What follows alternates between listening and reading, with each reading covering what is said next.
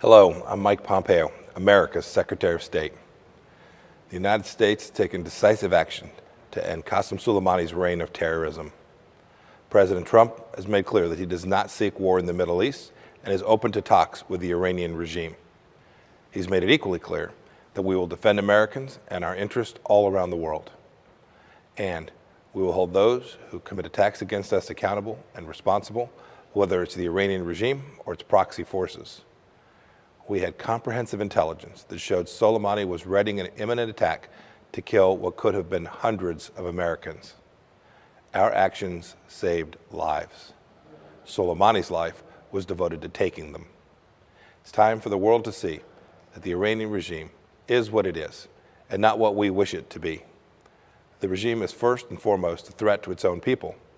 We know the regime plunders the people's wealth to support foreign proxy fighters. Soleimani and his IRGC Quds Force were the main beneficiaries of this thievery.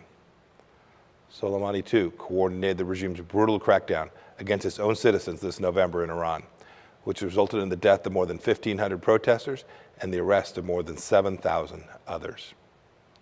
I mentioned one of those slain protesters, Pooya Bakhtiari, in my speech on human rights in Iran here at the State Department on December 19th.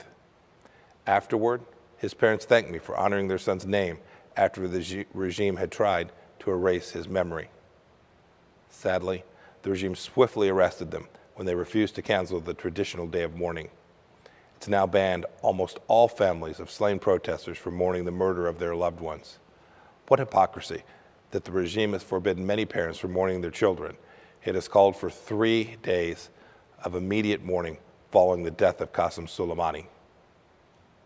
Many Iraqis, Yemenis, Syrians, Lebanese, and others in the Middle East have also suffered because of the Iran proxy campaigns of terror that we've seen all across the Middle East.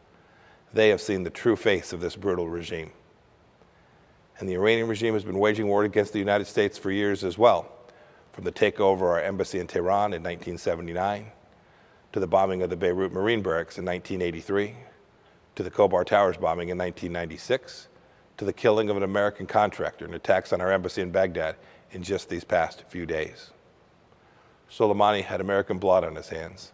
He led the killing of more than 600 American soldiers serving in Iraq, who were simply helping the Iraqi people attain peace and prosperity for their own country. He will no longer be able to mastermind attacks on America and our interests, as he was doing at the very moment of his death. Soleimani was a terrorist. Today, people in Iran, Iraq, and all around the world are cheering his termination. They're thankful for the freedom from his brutality. The United States sees you. The United States hears you. And we stand with you in your ongoing quest for freedom and justice.